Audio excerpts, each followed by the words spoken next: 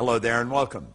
I'm Bob Proctor, and it's a real pleasure for me to be sharing this video series with you. What I'm going to be doing here in this series is sharing some insights that I have gained from studying the laws for the last 40 years. I've actually been studying it a little longer than that, but specifically digging into the laws for approximately 40 years. And this series on the law comes from work of Raymond Holliwell, just an incredible human being. And he begins this work by asking a question. He said, the question uppermost in the world of thought today is whether a person has the capacity, equipment, and power to control their life. Whether we can be what we want to be, or whether we're just a drop in the ocean of life. Millions are affected by unemployment, poverty, and want, and we know that. Do we have any control over our life? You know, he goes on to point out that a fatalistic belief is contagious.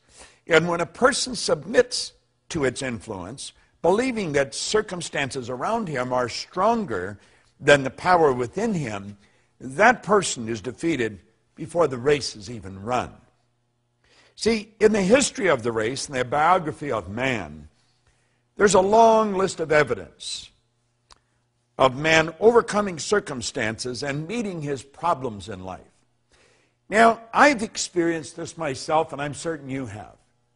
You know, I go back to 1961 when I first began to study any of this information.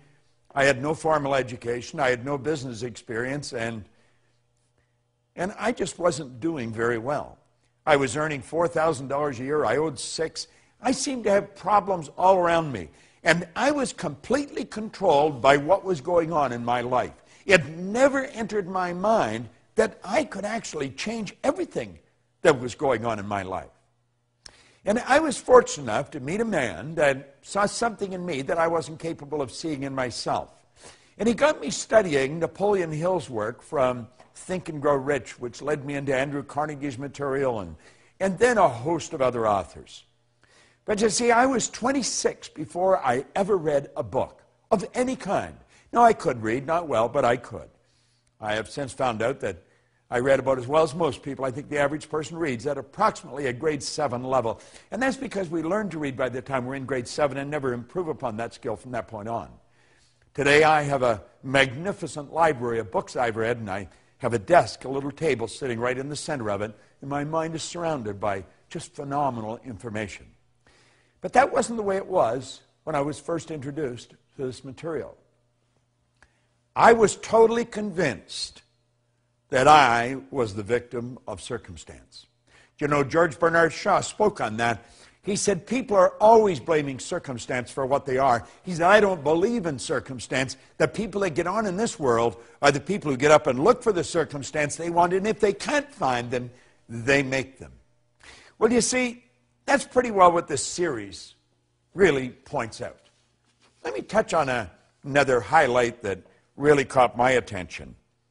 The author said, if all conditions are the result of actions, and all actions are the outcome or the fruit of our ideas, then our ideas must determine the conditions in our daily lives. An idea is a thought or a group of thoughts, and an idea is an image or a picture in the mind. There must have been an idea, a mental picture back of every well-known achievement or invention. Now think of that for a moment. How about the medium that we're communicating through right now? Here I am standing in a studio, talking to a camera. And now there you are at home, probably watching this on your computer.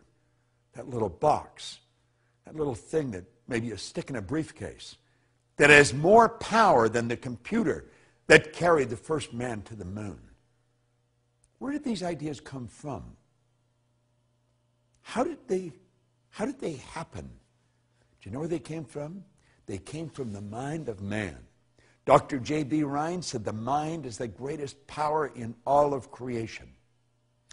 Now, I have quoted Dr. Werner von Braun on The Secret, and I've quoted him in any number of films that I've done. And he said the natural laws of this universe are so precise that we don't have any difficulty building spaceships, sending people to the moon, and we can time the landing with the precision of a fraction of a second. You see, to my way of thinking, after studying this for a relatively short period of time, it only makes real good sense for you and I to start to understand these laws and then attempt to bring our life into harmony with them. And I'll tell you this, after years and years of study, the better job you do at that, at bringing your life into harmony with the law, the more you're going to enjoy life. You can enjoy abundance. You can enjoy great health, meaningful relationships.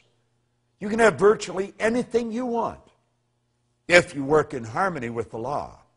But you violate it, and your life is not going to be a very happy one. You will not enjoy good health. Poverty will visit upon you. I like the way my good friend Mark Victor Hansen puts it. He says, money comes where it's invited and stays where it's welcome. But you see, that's people that are living in harmony with the law. Let me share something out of Raymond Hollywell's great work. It's a highlight that I really enjoy.